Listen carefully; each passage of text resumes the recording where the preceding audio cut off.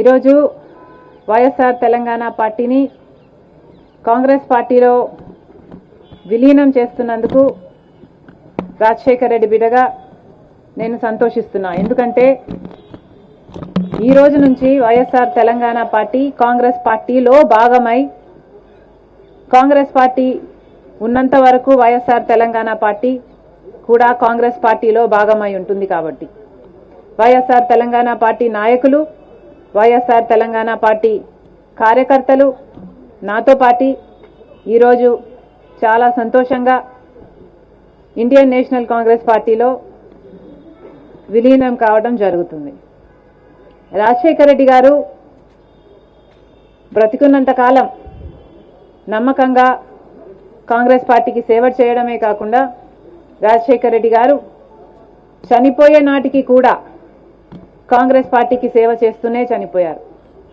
ఈరోజు రాజశేఖర్ రెడ్డి బిడ్డ కాంగ్రెస్ పార్టీలో చేరుతుంది అంటే రాజశేఖర్ రెడ్డి గారికి చాలా సంతోషం, చాలా గర్వం కలిగించే విషయం అని నేను నమ్ముతున్నా. ఎందుకంటే ఈరోజు మన దేశంలోనే అతిపెద్ద సెక్యులర్ పార్టీ కాంగ్రెస్ పార్టీ. కాబట్టి కాంగ్రెస్ పార్టీ మన స్వాతంత్రం వచ్చినప్పటి నుంచి పునాదులు వేయడం దగ్గర నుంచి ఈ దేశాన్ని కట్టడం దగ్గర వరకు కాంగ్రెస్ పార్టీ హస్తం ఉంది.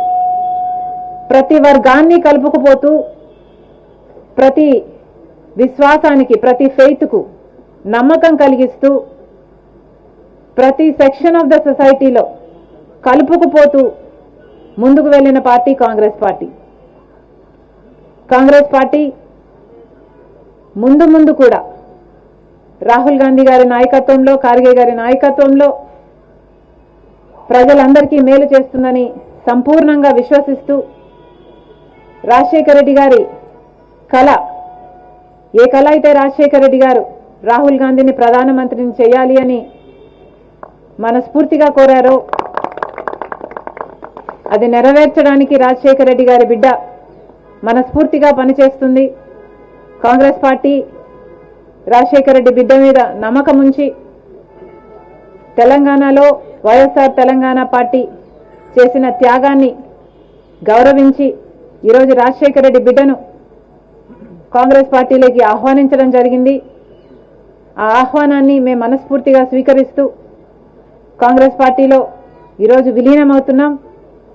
ఈరోజు నుంచి కాంగ్రెస్ పార్టీ ఏ బాధ్యత మా మీద ఉంచినా ఆ బాధ్యతను విశ్వాసంతో సంపూర్ణంగా నెరవేర్స్తామని నాతో పాటు వైఎస్ఆర్ తెలంగాణ పార్టీ నాయకులందరూ కూడా మనస్ఫూర్తిగా మాటిస్తున్నాం. కాంగ్రెస్ పార్టీ నాకు ఏ బాధ్యత ఇచ్చినా ఏపీఏ కాదు అండమాన్లో అయినా సరే నమ్మకంగా పనిచేస్తాం.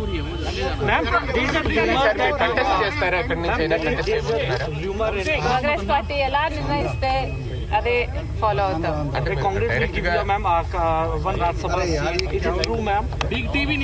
We will know everything in the next couple of days.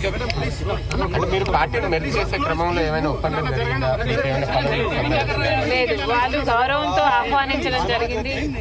మేము రాజశేఖర్ రెడ్డి గారి కళ నెరవేర్చేందుకు బీజేపీ పార్టీని ఎలా అయితే కేసీఆర్ గారిని అక్కడ గద్దెదించామో బీజేపీ పార్టీ మన దేశానికి అధికారంలో ఉండడం మంచిది కాదు అని తలంచి రాహుల్ గాంధీని ప్రధానమంత్రిని చేసుకోవాలి, కాంగ్రెస్ పార్టీని అధికారంలోకి తీసుకురావాలి అని మనస్ఫూర్తిగా తలంచి